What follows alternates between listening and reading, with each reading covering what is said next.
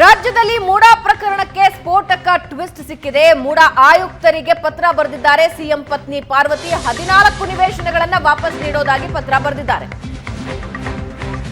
ಇನ್ನೇನು ರಾಜ್ಯದ ಜನ ನಿದ್ದೆಗೆ ಸರಿಯೋ ಹೊತ್ತಲ್ಲಿ ಒಂದು ಬಿಗ್ ಟ್ವಿಸ್ಟ್ ಸಿಕ್ಕಿತ್ತು ನಿನ್ನೆ ಮೂಡಾ ಪ್ರಕರಣದಲ್ಲಿ. ಮೊದಲ ಬಾರಿಗೆ ಬಹಿರಂಗ ಪತ್ರವೊಂದನ್ನ ಕೂಡ ಸಿಎಂ ಪತ್ನಿ ಬರೆದಿದ್ದಾರೆ. ಮೂಡಾ ಕೇಸ್ಗೆ ಇಡಿ ಎಂಟ್ರಿ ಬೆನ್ನಲ್ಲೇ ಹೊಸ ಬೆಳವಣಿಗೆ.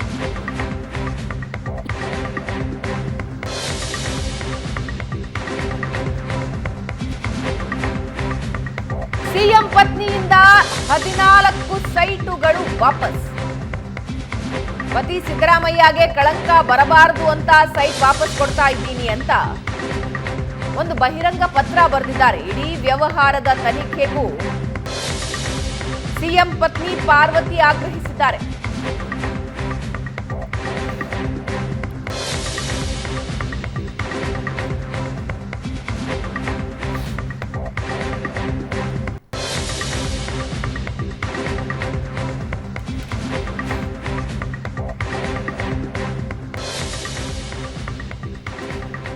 ಹಾಗಾದ್ರೆ ಆ ಪತ್ರದಲ್ಲಿ ಏನಿದೆ? ನೀವೀಗ ನಮ್ಮ ಸ್ಕ್ರೀನ್ ನಲ್ಲಿ ನೋಡ್ತಾ ಇರೋದು ಮೈಸೂರು ನಗರಾಭಿವೃದ್ಧಿ ಪ್ರಾಧಿಕಾರದ ಆಯುಕ್ತರಿಗೆ ಬರೆದಿರೋ ಪತ್ರ.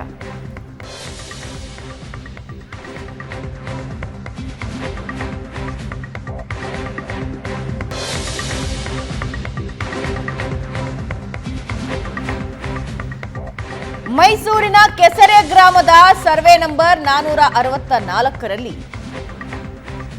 3 ಎಕರೆ 16 ಗುಂಟೆ ಜಮೀನನ್ನ ಪ್ರಾಧಿಕಾರವು ಭೂಸ್ವಾಧೀನವಿಲ್ಲದೆ ಉಪಯೋಗಿಸಿಕೊಂಡಿದ್ದಕ್ಕಾಗಿ ಪರಿಹಾರದ ಬದಲಾಗಿ ವಿಜಯನಗರದ 3 ಮತ್ತು 4ನೇ ಹಂತದಲ್ಲಿ ನನಗೆ ಮಂಜೂರು ಮಾಡಲಾದ 14 ನಿವೇಶನಗಳನ್ನ ಹಿಂದಿರುಗಿಸುವ ಕುರಿತು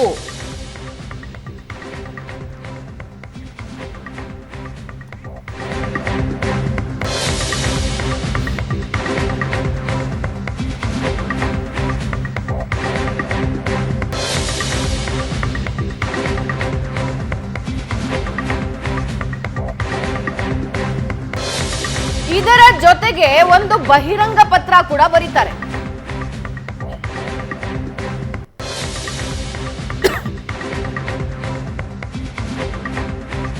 ಆ ಬಹಿರಂಗ ಪತ್ರದಲ್ಲಿ ನನ್ನ ಪತಿಯಾಗಿರುವ ರಾಜ್ಯದ ಮುಖ್ಯಮಂತ್ರಿ ಸಿದ್ದರಾಮಯ್ಯನವರು ತಮ್ಮ 40 ವರ್ಷದ ಸುದೀರ್ಘ ರಾಜಕಾರಣದಲ್ಲಿ ಯಾವುದೇ ಸಣ್ಣ ಕಳಂಕವೂ ಅಂಟಿಕೊಳ್ಳದಂತಹ ನೈತಿಕತೆಯನ್ನ ವ್ರತದಂತೆ ಪಾಲಿಸಿಕೊಂಡು ಬಂದರು.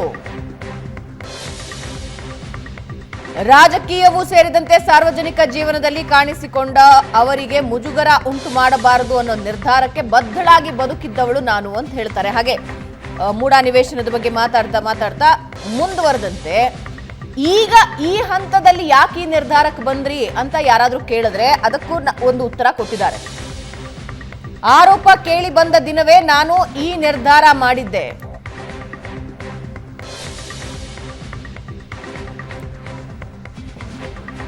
ಆದ್ರೆ ಈ ಮೂಡಾ ನಿವೇಶನ ಹಂಚಿಕೆಯ ಆರೋಪವನ್ನ ರಾಜಕೀಯ ದುರುದ್ದೇಶದಿಂದ ಮಾಡಲಾಗಿದ್ದು, ಈ ಅನ್ಯಾಯದ ವಿರುದ್ಧ ಹೋರಾಡಬೇಕು, ಅವರ ಸಂಚಿಗೆ ನಾವು ಬಲಿಯಾಗಬಾರದು ಅಂತ ಕೆಲವು ಹಿತೈಷಿಗಳು ಹೇಳಿದ ಕಾರಣಕ್ಕೆ ನಿವೇಶನ ವಾಪಸ್ ಮಾಡಬಾರದು ಅಂತ ನಿರ್ಧಾರ ಕೈಬಿಟ್ಟಿದ್ದೆ. ನನ್ನ ಈ ನಿರ್ಧಾರ ಅಚಲವಾಗಿದ್ದು, ಈ ನಿವೇಶನಗಳನ್ನ ವಾಪಸ್ ನೀಡೋದರ ಜೊತೆಗೆ ಮೂಡಾಗೆ ಸಂಬಂಧಿಸಿದ ಎಲ್ಲ ಆರೋಪಗಳ ಬಗ್ಗೆ ಸಮಗ್ರ ತನಿಖೆ ಮಾಡಬೇಕು ಅಂತ ಆಗ್ರಹಿಸ್ತೇನೆ ಅಂದಿದ್ದಾರೆ. ಹಾಗೆ ಮುಂದಿನ ಸಾಲುಗಳಲ್ಲಿ ಕೊನೆಯದಾಗಿ ದಯವಿಟ್ಟು ರಾಜಕೀಯ ಕ್ಷೇತ್ರದಿಂದ ದೂರವಿದ್ದು ತಮ್ಮ ಪಾಡಿಗೆ ತಾವಿರುವ ರಾಜಕೀಯ ಕುಟುಂಬದ ಹೆಣ್ಣು ಮಕ್ಕಳನ್ನ ರಾಜಕೀಯ ದ್ವೇಷ ಸಾಧನೆಗಾಗಿ ವಿವಾದದ ಕಣಕ್ಕೆ ಎಳೆದು ತಂದು ಅವರ ಘನತೆ ಗೌರವಕ್ಕೆ ಹಾನಿ ಮಾಡಬೇಡಿ ಅಂತ ಕೂಡ ಹೇಳಿದ್ದಾರೆ. ಅದರ ಜೊತೆಗೆ ಈ ನಿರ್ಧಾರದ ಬಗ್ಗೆ ನನ್ನ ಪತಿಯವರ ಅಭಿಪ್ರಾಯ ಏನಿದೆ ಅನ್ನೋದು ನನಗೆ ತಿಳಿದಿಲ್ಲ. ನನ್ನ ಮಗನ ಬಳಿಯಾಗಲಿ ನನ್ನ ಕುಟುಂಬದ ಇತರ ಸದಸ್ಯರ ಬಳಿಯಾಗಲಿ ನಾನಿದ್ರ ಬಗ್ಗೆ ಚರ್ಚಿಸಿಲ್ಲ.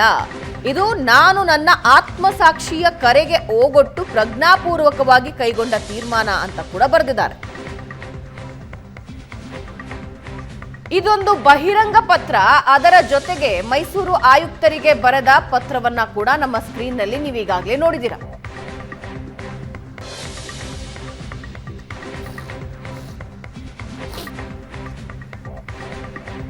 ಇದಾದ ಒಂದೂವರೆ ಗಂಟೆಗೆ ಸಿದ್ದರಾಮಯ್ಯ ಅವರು ಟ್ವೀಟ್ ಮಾಡ್ತಾರೆ. ಈ ಪತ್ರಗಳು ಹೊರಗೆ ಬಂದ ನಂತರ ಸಿದ್ದರಾಮಯ್ಯ ಅವರು ಟ್ವೀಟ್ ಮಾಡ್ತಾರೆ. ಒಂದು ಪತ್ರ ಸಿಎಂ ಪತ್ನಿ ಪಾರ್ವತಿ ಅವರು ಮೂಡ ಆಯುಕ್ತರಿಗೆ ಬರೆದ ಪತ್ರ, ಇನ್ನೊಂದು ಬಹಿರಂಗ ಪತ್ರ. ನಿವೇಶನಗಳನ್ನ ನನ್ನ ಪತ್ನಿ ಪಾರ್ವತಿ ಹಿಂದಿರುಗಿಸಿದ್ದಾರೆ. ನನ್ನ ವಿರುದ್ಧ ರಾಜಕೀಯ ದ್ವೇಷ ಸಾಧನೆಗಾಗಿ ಸುಳ್ಳು ದೂರು ಸೃಷ್ಟಿ ಮಾಡಲಾಗಿದೆ. ನನ್ನ ಕುಟುಂಬವನ್ನ ವಿವಾದಕ್ಕೆ ಎಳೆದು ತಂದಿದ್ದಾರೆ. ನನ್ನ ವಿರುದ್ಧ ನಡೀತಾ ಇರೋ ರಾಜಕೀಯ ಷಡ್ಯಂತ್ರ ಇದು. ರಾಜಕೀಯ ಷಡ್ಯಂತ್ರಕ್ಕೆ ನನ್ನ ಪತ್ನಿ ನೊಂದಿದ್ದಾರೆ.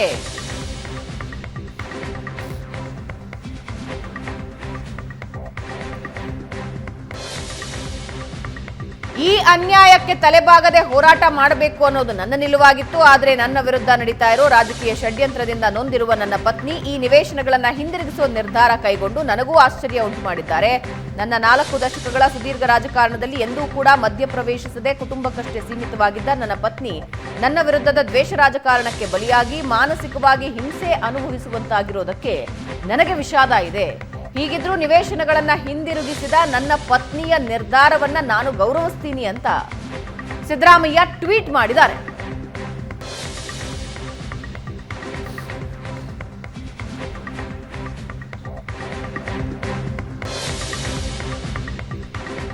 ಪ್ರಶಾಂತ್, ನಿನ್ನೆ ನಾವು ಕಂಟಿನ್ಯೂಸ್ ಲೈವ್ ಮಾಡಿದ್ವಿ. ಆದರೆ ನನಗೆ ಸ್ಟಿಲ್ ಅರ್ಥ ಆಗದೇ ಇರೋದು ವೈ ನೌ ಅಂತ. ಅಂದರೆ ಯಾಕೆ ಈಗ ಈ ನಿರ್ಧಾರ ತೆಗೆದುಕೊಂಡಿದ್ದಾರೆ ಅಂತ. ಎಲ್ರಿಗೂ ಗೊತ್ತಿದೆ, 1-2 ತಿಂಗಳ ಹಿಂದೆ ಸಿದ್ದರಾಮಯ್ಯ ಅವರು ಸ್ವತಃ ಹೇಳಿದ್ರು 62 ಕೋಟಿ ರೂಪಾಯಿ ಬೆಲೆ ಬಾಳುತ್ತೆ, 62 ಕೋಟಿ ರೂಪಾಯಿ ಯಾರಾದರೂ ಕೊಟ್ಬಿಡ್ಲಿ, ನಾನು ಸೈಟ್ಗಳನ್ನ ವಾಪಸ್ ಕೊಟ್ಬಿಡ್ತೀನಿ ಅಂತ. What changed? ನನಗನ್ಸುತ್ತೆ ಸಾಕಷ್ಟು ಬದಲಾವಣೆಗಳಾಗಿವೆ. ಯಾಕಂದರೆ ಇದನ್ನು ಸಿದ್ದರಾಮಯ್ಯನವರು ವಿಧಾನಸಭೆಯಲ್ಲಿ ಎದ್ದು ನಿಂತೇನು ಹೇಳಿದರು, 62 ಕೋಟಿ ರೂಪಾಯಿ ಕೊಡಿ, ನಾನು ಸೈಟ್ಗಳನ್ನು ವಾಪಸ್ ಕೊಡ್ತೀನಿ. ಅದು that was a political allegation ಇದ್ದಾಗ. ಆ ಅಲಿಗೇಷನ್ ಕೇವಲ ಪಾಲಿಟಿಕ್ಸಿಗೆ ಮಾತ್ರ ಸೀಮಿತವಾಗಿತ್ತು. ಅದರ ಕಾನೂನಿನ ಹಾದಿಯನ್ನು ಅದು ಹಿಡಿದಿರಲಿಲ್ಲ.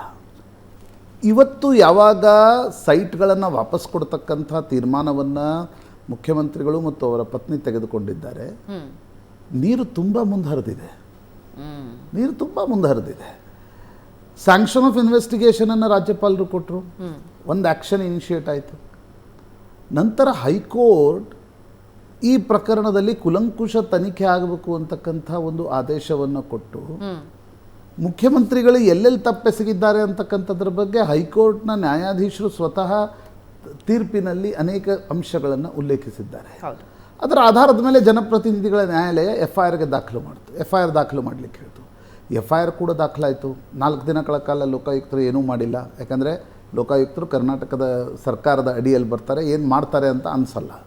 ಆದರೆ ಯಾವಾಗ ನಿನ್ನೆ ED ಎಂಟ್ರಿ ಆಯಿತು, ನಿನ್ನೆ ಸಂಜೆ ಎನ್ಫೋರ್ಸ್ಮೆಂಟ್ ಡೈರೆಕ್ಟ್ರೇಟ್ ಒಂದು ECIR ಅಂದರೆ EDನ ಒಂದು ರೀತಿಯ FIR ಇದ್ದಂಗೆ, first information report of ED, ಅದನ್ನು ಯಾವಾಗ ದಾಖಲಿಸ್ಕೊಳ್ತೋ ನನಗನ್ಸುತ್ತೆ ಮುಖ್ಯಮಂತ್ರಿಗಳಿಗೆ ಬಂಧನದ ಭೀತಿ ಶುರುವಾಗಿದೆ. But natural. ಯಾಕಂದರೆ ನಿಮಗೆ ಲೋಕಾಯುಕ್ತ ಬಂಧನ ಮಾಡ್ತಾರೋ ಇಲ್ವೋ, ನಾಗೇಂದ್ರ ಪ್ರಕರಣದಲ್ಲೇ ನಾವು ನೋಡಿದ್ವಿ. ನಾಗೇಂದ್ರರನ್ನೇ ವಿಚಾರಣೆಗೊಳಪಡಿಸದೇ ಇದ್ದವರು ಮುಖ್ಯಮಂತ್ರಿಗಳನ್ನು ವಿಚಾರಣೆಗೊಳಪಡಿಸ್ತಾರೆ ಅಂತಕ್ಕಂಥದ್ದೇನು ಅನ್ನಿಸ್ತಾ ಇಲ್ಲ. ಲೋಕಾಯುಕ್ತದ ಭೀತಿ ಏನು ಮುಖ್ಯಮಂತ್ರಿಗಳಿಗಿಲ್ಲ. ಆದರೆ ಭೀತಿ ಇರ್ತಕ್ಕಂಥದ್ದು CBI ಮತ್ತು ED. ಯಾಕಂದರೆ ED ಯಾವಾಗ ನಿನ್ನೆ ECIR ಅನ್ನು ದಾಖಲಿಸ್ತೋ ಯಾವುದೇ ಸಂದರ್ಭದಲ್ಲೂ ಕೂಡ ED ವಿಚಾರಣೆಯನ್ನು ಶುರು ಮಾಡಿದರೆ ನಾಗೇಂದ್ರ ರೀತಿ ಅಲ್ಲಿ ಆದಂತೆ ಇಲ್ಲಿ ಬಂಧನಗಳು ಶುರು ಆಗಬಹುದು ಅಂತಕ್ಕಂಥದ್ದು. ಮತ್ತು ನನಗನ್ಸುತ್ತೆ ಇದು ಮುಖ್ಯಮಂತ್ರಿಗಳ ಒಂದು ಕೊನೆಯ ಪ್ರಯತ್ನ. ರಾಜೀನಾಮೆ ಕೊಡದೆ ಮುಂದುವರಿಲಿಕ್ಕೆ ಸಾಧ್ಯ ಆಗುತ್ತಾ ಅಂತಕ್ಕಂಥದ್ರ ಬಗ್ಗೆ ಇದೊಂದು ಕೊನೆಯ ಪ್ರಯತ್ನ ಅಂತ ನನಗನ್ಸುತ್ತೆ. ಯಾಕಂದರೆ ನೀವು ಬಂಧನಕ್ಕೊಳಗಾಗ್ತಕ್ಕಂಥ ಪರಿಸ್ಥಿತಿ ಬಂತು ಅಂತ ಅಂದ್ಕೊಳ್ಳೋಣ. ಲೋಕಾಯುಕ್ತ ಏನು ಬಂಧನ ಮಾಡಲ್ಲ ಇವತ್ತಿನ ಪರಿಸ್ಥಿತಿಯಲ್ಲಿ. ಸೆಂಟ್ರಲ್ ಏಜೆನ್ಸಿಗಳು ಬಂಧನಕ್ಕೆ ಒಳಪಡತಕ್ಕಂಥ ಪರಿಸ್ಥಿತಿ ಬಂದರೆ ಆಗ ನೀವು ಪೊಲಿಟಿಕಲ್ ಆರೋಪಗಳನ್ನು ಮಾಡ್ಬೋದು, ಇಲ್ಲ ರಾಜಕೀಯ ಷಡ್ಯಂತ್ರ ಮಾಡ್ತಾ ಇದೆ ಕೇಂದ್ರ ಸರ್ಕಾರ ಅಂತಕ್ಕಂಥದ್ದು. ಆದರೆ ನಿಮ್ಮ ಸ್ಥಾನಕ್ಕೆ ರಾಜೀನಾಮೆಯನ್ನು ನೀಡಬೇಕಾಗತ್ತೆ. Right. You can not be a Arvind Kejriwal in Congress national party. ಆ ಕಾರಣದಿಂದ ನನಗನ್ಸುತ್ತೆ ಇಡೀ ಪ್ರಕರಣವನ್ನು ಇನ್ಫ್ರಕ್ಚೋಸ್ ಮಾಡ್ತಕ್ಕಂಥ, ಲೀಗಲಿ ಇನ್ಫ್ರಕ್ಚೋಸ್ ಮಾಡಿ ಅದರ ಪೊಲಿಟಿಕಲ್ ಲಾಭ ಪಡಿತಕ್ಕಂಥ ಪ್ರಯತ್ನವನ್ನು ಮುಖ್ಯಮಂತ್ರಿಗಳು ಮಾಡ್ತಾ ಇದ್ದಾರೆ ಅನ್ಸುತ್ತೆ. ಹೇಗೆ? ಈಗ ನೋಡಿ, ಲೀಗಲಿ ಸ್ಪೀಕಿಂಗ್ ನಾನು ಅನೇಕ ವಕೀಲರ ಜೊತೆ ಕೂಡ ನಿನ್ನೆ ರಾತ್ರಿನೂ ಮಾತಾಡಿದೆ, ಇವತ್ತು ಬೆಳಗ್ಗೆ ಕೂಡ ಮಾತನಾಡುವ ಪ್ರಯತ್ನ ಮಾಡಿದೆ. ನಾನಾ ಭಿನ್ನ ಭಿನ್ನ ಅಭಿಪ್ರಾಯಗಳಿವೆ. ಕೋರ್ಟ್ ಹೇಗೆ ನೋಡುತ್ತೆ ಅನ್ನೋದು ಬಹಳ ಮುಖ್ಯ ಆಗುತ್ತೆ. ರಿಸ್ಪೆಕ್ಟಿವ್ ಕೋರ್ಟ್ಗಳು ಇದನ್ನು ಹೇಗೆ ನೋಡ್ತವೆ ಅನ್ನೋದು ಬಹಳ ಮುಖ್ಯ ಆಗುತ್ತೆ. ಆದರೆ ಮುಖ್ಯಮಂತ್ರಿಗಳ ಸಲಹೆಗಾರರ ಒಂದು ಸಲಹೆ ಏನು ಅಂತಂದರೆ, ನೀವು 14 ಸೈಟ್ಗಳನ್ನು ವಾಪಸ್ ಕೊಟ್ಬಿಡಿ, ಅಟ್ಲೀಸ್ಟ್ ತನಿಖೆಯಿಂದ ಬಚಾವಾಗ್ಬೋದು ಅಂತಕ್ಕಂಥ. ಆದರೆ ಅನೇಕ ವಕೀಲರು ಕಾನೂನಿನ ಇಂಟರ್ಪ್ರಿಟೇಷನ್, ಕೆಲವು ಜಜ್ಮೆಂಟ್ಗಳನ್ನು ಕೂಡ ನಾವು ನೋಡಿದೆ. ವಿಕ್ಟಿಮ್ ಮತ್ತು ಅಕ್ಯೂಸ್ಡ್ ನಡುವೆ ನೀವು ರಾಜಿ ಸಂಧಾನ ಆದರೆ ಪ್ರಿವೆನ್ಷನ್ ಆಫ್ ಕರಪ್ಷನ್ ಆ್ಯಕ್ಟ್ ಅಡಿಯಲ್ಲಿ ಅದರದ್ದು ಇಂಪ್ಯಾಕ್ಟ್ ಏನೂ ಇರಲ್ಲ ಅಂತಕ್ಕಂಥದ್ದು ಸುಪ್ರೀಂ ಕೋರ್ಟ್ನ ಜಜ್ಮೆಂಟ್ ಇದೆ ವೆರಿ ರೀಸೆಂಟ್ಲಿ. ನಂದೊಂದು ಕ್ವೆಶನ್, ನಂಗೆ ನಿನ್ನೆಯಿಂದ ಪ್ಲೀಸ್. ಈಗ ಲಾಸ್ ಆಗಿರೋದು ರಾಜ್ಯ ಸರ್ಕಾರದ ಬೊಕ್ಕಸಕ್ಕೆ. ಇವಾಗ ಆ ಸೈಟ್ಗಳೇನು 14 ಸೈಟ್ಗಳು ಅದನ್ನು ಬೇರೆಯವರಿಗೆ ಮಾರಿದ್ದಿದ್ರೆ ಹೆಚ್ಚಿನ ದುಡ್ಡು ಬಂದಿರೋದು ಬೊಕ್ಕಸಕ್ಕೆ ಹೋಗಿರೋದು. ಈಗ ಲಾಸ್ ಆಗಿರೋದು ರಾಜ್ಯ ಸರ್ಕಾರಕ್ಕೆ, ಅಂದರೆ ಜನರಿಗೆ ಅದು ಹೆಂಗೆ ಕಾಂಪನ್ಸೇಟ್ ಆಗುತ್ತೆ? ಅಲ್ಲ, ಕಂಪನ್ಸೇಟ್ ಪ್ರಶ್ನೆ ಬರಲ್ಲ. ಮುಖ್ಯಮಂತ್ರಿಗಳು ನನಗನ್ಸುತ್ತೆ 14 ಸೈಟ್ಗಳನ್ನು ವಾಪಸ್ ಕೊಡುವುದರ ಮೂಲಕ ಇಮಿಡಿಯೇಟ್ ED CBI ಎಂಟ್ರಿಯನ್ನು ತಪ್ಪಿಸ್ತಕ್ಕಂಥ ಪ್ರಯತ್ನವನ್ನು ಮಾಡ್ತಾಯಿದ್ದಾರೆ. FIR ಆದರೂ ಕೂಡ 14 ಸೈಟ್ಗಳನ್ನು ವಾಪಸ್ ಕೊಟ್ಟಿದ್ದೀವಿ ಅಂತಕ್ಕಂಥದ್ದನ್ನು ಪೊಲಿಟಿಕಲ್ ನರೇಟಿವನ್ನು ಬಿಲ್ಡ್ ಮಾಡ್ತಕ್ಕಂಥ ಪ್ರಯತ್ನವನ್ನು ಮಾಡಿ. ಅದು ಕಾನೂನಾತ್ಮಕವಾಗಿ ಭಾವನ ಕಾನೂನಿಗೆ ಏನು ಹೇಳ್ಬೋದು, ಇದು ಸರಿಯೋ ತಪ್ಪು ಅಂತಕ್ಕಂಥದ್ದು ಕೋರ್ಟ್ನಲ್ಲಿ ಡಿಸೈಡ್ ಆಗ್ಬೋದು. ಕೋರ್ಟ್ನಲ್ಲಿ ಡಿಸೈಡ್ ಆಗಲಿಕ್ಕೆ ಎಷ್ಟು ಸಮಯ ತೆಗೆದುಕೊಳ್ಳುತ್ತೆ? 4 ತಿಂಗಳು, 5 ತಿಂಗಳು, 6 ತಿಂಗಳು, ಎಷ್ಟೋ ಸಮಯ ತೆಗೆದುಕೊಳ್ಳುತ್ತೆ ಅಂತ ಅನ್ಕೋಣ. ಅಂದರೆ ಇದು ಅಡ್ಮಿಷನ್ ಆಫ್ ಗಿಲ್ಟ್ ಅಂತಕ್ಕಂಥದ್ದು ಪಬ್ಲಿಕ್ಲಿ ನಾವು ಕೂಡ ನೀನು ಹೇಳ್ತಾ ಇದ್ದೀವಿ, this is nothing but admission of guilt. ಆದರೆ ಕಾನೂನು ಇದನ್ನು ಹೇಗೆ ವ್ಯಾಖ್ಯಾನ ಮಾಡುತ್ತೆ ಅನ್ನೋದೇನು ಇಮಿಡಿಯೇಟ್ ಬರಲ್ಲ. ಆ ಸಂದರ್ಭದಲ್ಲಿ ಈಗ ಲೋಕಾಯುಕ್ತ ತನಿಖೆ, ಅವರು 14 ಸೈಟ್ ವಾಪಸ್ ಕೊಟ್ಟಿದ್ದಾರೆ ಅಂದಾಕ್ಷಣ ಲೋಕಾಯುಕ್ತ ತನಿಖೆ ನಡೆಯಲ್ಲ. ED ತನಿಖೆಗೂ ಕೂಡ ನಾಳೆ ಕೋರ್ಟ್ಗೆ ಹೋಗ್ತಕ್ಕಂಥ ಸಂದರ್ಭದಲ್ಲಿ ನಾವು ನೋಡಿ 14 ಸೈಟ್ ವಾಪಸ್ ಕೊಟ್ಬಿಟ್ಟಿದ್ದೀವಿ, ED ಯಾಕೆ ಇದರಲ್ಲಿ ತನಿಖೆ ನಡೆಸುತ್ತೆ ಅಂತಕ್ಕಂಥದ್ದನ್ನು ಕೇಳಬಹುದು. ಒಂದು, ಅದರ ಅರ್ಥ ಏನು? ನೀವು ಇಮಿಡಿಯೇಟ್ ಬಂಧನದಿಂದ ತಪ್ಪಿಸ್ಕೊಳ್ತಕ್ಕಂಥ ಪ್ರಯತ್ನವನ್ನು ಮಾಡ್ಬೋದು, ನಂಬರ್ 1. ನಂಬರ್ 2, ಸರಿ ಹಾಗಿದ್ದಲ್ಲಿ ನಿಮ್ದು ಅಡ್ಮಿಷನ್ ಆಫ್ ಗಿಲ್ಟ್ ಇದೆ, ನೀವು ವಾಪಸ್ ಕೊಟ್ಟಿದ್ದೀರಿ ಅನ್ನೋದನ್ನು ಯಾರು ಹೇಳಬೇಕು? Again it has to go to ಜನಪ್ರತಿನಿಧಿಗಳ ನ್ಯಾಯಾಲಯ. ಹೌದು, ಅಲ್ಲಿಂದ ಒಂದು ಟ್ರಾಜೆಕ್ಟರಿಯನ್ನು ಪಾರು ಮಾಡ್ತಾ ಬರಬೇಕು ಅದು ಲೀಗಲಿ. ಅಲ್ಲಿವರೆಗೆ ಬಂಧನದಿಂದ ನೋಡಿ, ಬಂಧನ ಅಂದ್ರೇನು? ಬಂಧನ is nothing but you have to step down from your chair. Okay, ನನಗನ್ಸುತ್ತೆ ಮುಖ್ಯಮಂತ್ರಿಗಳು ಒಂದು ಲಾಸ್ಟ್ ಎಫರ್ಟನ್ನು ಬಂಧನದಿಂದ ತಪ್ಪಿಸ್ಕೊಳ್ಳಿಕ್ಕೆ ಮಾಡುವ ಪ್ರಯತ್ನದ ಭಾಗವಾಗಿ 14 ಸೈಟ್ಗಳನ್ನು ವಾಪಸ್ ಕೊಡ್ತಕ್ಕಂಥ ತೀರ್ಮಾನವನ್ನು ಮಾಡಿದ್ದಾರೆ. At the cost of publicly labelling as A admission of guilt. ಅಂದರೆ ಯಾರಿಗೆ ಮೂಡಾ ಪ್ರಕರಣದಲ್ಲಿ ಸಿದ್ದರಾಮಯ್ಯನವರ ಪರ ನಿಂತಿದ್ರು ಅವರು ಕೂಡ ಇವತ್ತೊಂದು ಕ್ಷಣ ಯೋಚನೆ ಮಾಡಿ, ಹೌದಲ್ವ ಯಾಕೆ ವಾಪಸ್ ಕೊಟ್ಟರು? ಅಲ್ಲಿ ಹಿಂಗೆ ಯಾಕೆ ಯೋಚನೆ ಮಾಡಲ್ಲ? ಇವಾಗ 14 ಸೈಟೇ ಪ್ರಾಬ್ಲಮ್ ಅಲ್ವಾ, ಅದನ್ನೇ ಕೊಟ್ಬಿಟ್ಟಿದ್ದಾರೆ ಅವರು ಅಂತ. ನೋಡಿ, ಅದು ಯಾವಾಗ ನಿಮ್ಗೆ 2 ತಿಂಗಳ ಹಿಂದೆ 3 ತಿಂಗಳ ಹಿಂದೆ ನೀವು FIR ಲೋಕಾಯುಕ್ತದಲ್ಲಿ FIR ಆಗಿದೆ, EDಯಲ್ಲಿ FIR ಆಗಿದೆ. ನಾನು ತೀರಾ ಈಗ ನಿನ್ನೆ ಅನೇಕ ವಿರೋಧ ಪಕ್ಷಗಳ ನಾಯಕರು ಹೇಳ್ತಾ ಇದ್ರು ಅದು ಕಳ್ಳ, ಅದು ರಿಕವರಿ ಮಾಡಿದ ಮೇಲೆ ನಾನು ತೀರಾ ಇದಕ್ಕೆ, ಯಾಕಂದರೆ ಈಸ್ ಅ ಮುಖ್ಯಮಂತ್ರಿಗಳು, is in a constitutional post, he has some dignity. ನಾನು ಆ ಕಳ್ಳ ಆ ಒಂದು ವಿಶ್ಲೇಷಣೆಗೆ ಹೋಗೋದೇ ಇಲ್ಲ. ಆದರೆ ವೆರಿ ನ್ಯಾಚುರಲ್ ರೀ, ನೀವೊಂದು ಲಾಭವನ್ನು ಪಡೆದುಕೊಂಡಿದ್ದೀರಿ, ನಿಮ್ಮ ಮೇಲೆ ED ಕೇಸ್ ಹಾಕತ್ತೆ, ನಿಮ್ಮ ಮೇಲೆ ಲೋಕಾಯುಕ್ತ ಕೇಸ್ ಹಾಕತ್ತೆ. ಯಾವಾಗ ಹಾಕತ್ತೆ? ಹೈಕೋರ್ಟ್ನ ತೀರ್ಪು ಬಂದ ಮೇಲೆ. ಈಗ ನೀವು ವಾಪಸ್ ಕೊಟ್ಟ ತಕ್ಷಣ ಪ್ರಿವೆನ್ಷನ್ ಆಫ್ ಕರಪ್ಷನ್ ಆ್ಯಕ್ಟ್ ನಿಂತು ಹೋಗ್ಬಿಡುತ್ತಾ? ರೈಟ್. ಅಲ್ಲಿ ಏನು ಆ್ಯಕ್ಟ್ ಆಗಿದೆ ಅದು ಅಂಡು ಆಗಲ್ಲ. ಬಂಧನ ಆ್ಯಕ್ಟ್ ಕೆನಾಟ್ ಬಿ ಅಂಡನ್. ಬಂಧನದಿಂದ ತಕ್ಷಣಕ್ಕೆ ಪಾರಾದರೆ ನೋಡಿ, ಮುಖ್ಯಮಂತ್ರಿಗಳ ರಾಜೀನಾಮೆ ಕೊಡುವ ಪ್ರಸಂಗ ಉದ್ಭವವಾಗೋದು ಯಾವಾಗ? ಬಂಧನ. ಬೀಸೋದೊಣ್ಣೆಯಿಂದ ತಪ್ಪಿಸ್ಕೊಳ್ಬೇಕು ಅನ್ಕೋದು ಆ ಪ್ರಯತ್ನವನ್ನು ಇದರ ಮೂಲಕ ಮಾಡಿದ್ದಾರೆ. ಆದರೆ ನನಗನ್ಸುತ್ತೆ 5-6 ತಪ್ಪುಗಳನ್ನು ಹಿಂದೆ ಮಾಡಿದ್ದಾರೆ. ಇದು ಕೂಡ ತಪ್ಪಾಯ್ತಾ? ಪಬ್ಲಿಕ್ಲಿ ಮುಖ್ಯಮಂತ್ರಿಗಳ ಸಿದ್ದರಾಮಯ್ಯನವ್ರದ್ದೊಂದೇನು ಸ್ಟ್ಯಾಂಡಿಂಗ್ ಇತ್ತು, ಅದು ಈ 14 ಸೈಟ್ಗಳನ್ನು ವಾಪಸ್ ಕೊಡೋದರ ಮೂಲಕ ಅದು ಆ ಸ್ಟ್ಯಾಂಡಿಂಗಿಗೆ ಏನಾದರೂ ಧಕ್ಕೆ ಬಿತ್ತ ಅಂತಕ್ಕಂಥ. ಹಾಗಿದ್ರೆ 2 ತಿಂಗಳು ಏನು ಮಾತಿಸ್ತಾ ಇದ್ರಿ? 2 ತಿಂಗಳ ಹೇಳಿಕೆಗಳ ಮೇಲೆ ಏನು ಹೇಳಿಕೆಗಳನ್ನು ಕೊಡ್ತಾ ಇದ್ರಿ? 2 ತಿಂಗಳು ರಾಜ್ಯಪಾಲರಿಗೂ ಕೇಂದ್ರ ಸರ್ಕಾರಕ್ಕೂ ವಿರುದ್ಧವೂ ಕೂಡ ಏನಂತ ಹೋರಾಟ ಮಾಡಿದ್ರಿ? ಇವತ್ತು ಒಪ್ಕೊಳ್ತಾ ಇದ್ದೀರಿ ನಾನು 14 ಸೈಟ್ಗಳನ್ನು ವಾಪಸ್ ನೀವು ಎಮೋಷ್ನಲಿ ಪತ್ರ ಬರೆದಾಕ್ಷಣ Okay. ನಾನು ಅವ್ರ ಪತ್ನಿಯ ಪತ್ರದ ಒಕ್ಕಡೆ ಎಮೋಷ್ನಲ್ ಆಗಿದೆ. I don't comment on that because C, ಒಬ್ಬ ಮಹಿಳೆ ತನ್ನ ಭಾವನೆಗಳನ್ನು ವ್ಯಕ್ತಪಡಿಸಲಿಕ್ಕೆ ಸ್ವತಂತ್ರ ಇರ್ತಾರೆ. ಆದರೆ ನೀವು ಇಡೀ ಪ್ರಕರಣದ ಕಾಂಟೆಕ್ಸ್ಟಲ್ಲಿ ನೋಡಿದಾಗ ನೀವು 2 ತಿಂಗಳಿಂದ ಏನು ಹೇಳ್ತಾ ಇದ್ರೆ ಅದು ಬಿದ್ದೋಯ್ತಲ್ಲ. ಒಂದು ಪತ್ರ ಮೂಡಾ ಆಯುಕ್ತರಿಗೆ, ಮತ್ತೊಂದು ಪತ್ರ ಬಹಿರಂಗ ಪತ್ರ. ಆ ಬಹಿರಂಗ ಪತ್ರನ ನೀವು ನೋಡ್ತಾ ಇದ್ದೀರಾ. ಇದರ ಜೊತೆಗೆ ಸಿದ್ದರಾಮಯ್ಯ ಅವರು ಒಂದು ಟ್ವೀಟ್ ಕೂಡ ಮಾಡ್ತಾರೆ. ಒಂದು 2 ತಿಂಗಳ ಹಿಂದೆ, ಇದೊಂದು ವಿವಾದ ಸೃಷ್ಟಿಯಾದ 2 ತಿಂಗಳ ಹಿಂದೆ ಹಿಂಗಿದ್ದೊಂದು ನಿರ್ಧಾರ ಮಾಡಿದ್ರೆ, ಒಂದು ರಾಜಕೀಯವಾಗಿಯೂ ಕೂಡ ಇಷ್ಟು ಟೆನ್ಷನ್ ಇರ್ತಾ ಇರಲಿಲ್ಲ. ಇನ್ನೊಂದು ಪ್ರತಿಪಕ್ಷಗಳಿಗೂ ಕೂಡ ದೊಡ್ಡ ಅಸ್ತ್ರವಾಗಿ ಅದು ಪರಿವರ್ತನೆ ಆಗ್ತಾ ಇರಲಿಲ್ಲ. ಕಾನೂನಾತ್ಮಕ ಹೋರಾಟವೂ ಕೂಡ ಇಷ್ಟು ಡಿಫಿಕಲ್ಟ್ ಆಗ್ತಾ ಇರಲಿಲ್ಲ. ಆದರೆ ಈಗ ಎಲ್ಲವೂ ಆದ ಮೇಲೆ ತೆಗೆದುಕೊಂಡಿರೋ ನಿರ್ಧಾರ ಎಷ್ಟರ ಮಟ್ಟಿಗೆ ವರ್ಕ್ ಆಗುತ್ತೆ ಅನ್ನೋದು ಸದ್ಯಕ್ಕೆ ಪ್ರಶ್ನೆ, ರಾಜಕೀಯವಾಗೂ ಹಾಗೆ ಕಾನೂನು ಹೋರಾಟದಲ್ಲೂ ಕೂಡ. ಪ್ರಶಾಂತ್, ಕುತ್ತಿಗೆವರೆಗೂ ನೀರು ಬರೋವರೆಗೂ ಸಿದ್ದರಾಮಯ್ಯ ಅವರು ಸುಮ್ಮನಿದ್ರು. What went wrong? ಅಂದರೆ ಅವರು ಸುತ್ತ ಇರೋರು ಕೊಟ್ಟಿರೋ ಸಲಹೆನ ಸ್ವತಃ ಅವರು ಲಾಯರ್ ಇದ್ದಾರೆ. ನೋಡಿ, ಸಿದ್ದರಾಮಯ್ಯ ಒನ್ ಆಫ್ ದ ರಣತಂತ್ರಗಾರ ರಾಜಕಾರಣಿ ಕರ್ನಾಟಕದ ರಾಜಕಾರಣದಲ್ಲಿ. ಹೀಗಾಗಿ ಒಂದು ಇಂಟಿಗ್ರಿಟಿಯನ್ನು ಕಾಪಾಡ್ಕೊಂಡು ಬಂದವರು, ಅವ್ರ ಬಗ್ಗೆ ಒಂದು by and large non corrupt politician ಅಂತಕ್ಕಂಥ ಒಂದು ಟ್ಯಾಗ್ ಇತ್ತು. ಆದರೆ ಮೂಡಾ ಹಗರಣ ಬೆಳಕಿಗೆ ಬಂದ ಮೇಲೆ ಅವರು ಸತತ ಮಾಡ್ತಾ ಇರ್ತಕ್ಕಂಥ ತಪ್ಪುಗಳನ್ನು ನೋಡಿ. ನಾವು ಅಂದರೆ 2 ತಿಂಗಳ ಹಿಂದೆ ಅಂತಲ್ಲ, ಯಾವುದೇ ಒಬ್ಬ ಮುಖ್ಯಮಂತ್ರಿಯಾಗಿ ಕೆಳಗೆ ಇಳಿದು ವಿರೋಧ ಪಕ್ಷದ ನಾಯಕನಲ್ಲಿ ಸ್ಥಾನದಲ್ಲಿರ್ತಕ್ಕಂಥವ್ರು, ನೀವು ಕೆಸರೆ ಗ್ರಾಮದಲ್ಲಿ ಭೂಮಿ ಕೊಟ್ಟು ವಿಜಯನಗರದಲ್ಲಿ ಸೈಟ್ಗಳನ್ನು ತೆಗೆದುಕೊಳ್ಳುವಾಗ ನೀವು 10 ಬಾರಿ ಯೋಚನೆ ಮಾಡ್ತೀರಿ. ಸಮ್ವನ್ ಮಸ್ಟ್ ಹ್ಯಾವ್, ಅಂದರೆ ನಿಮ್ಗೆ ಮಿಸ್ಗೈಡ್ ಮಾಡಿದ್ದಾರೆ ಅಂತಕ್ಕಂಥದ್ದು ಭಾಳ ಸ್ಪಷ್ಟವಾಗಿ ಎದ್ದು ಕಾಣುತ್ತೆ.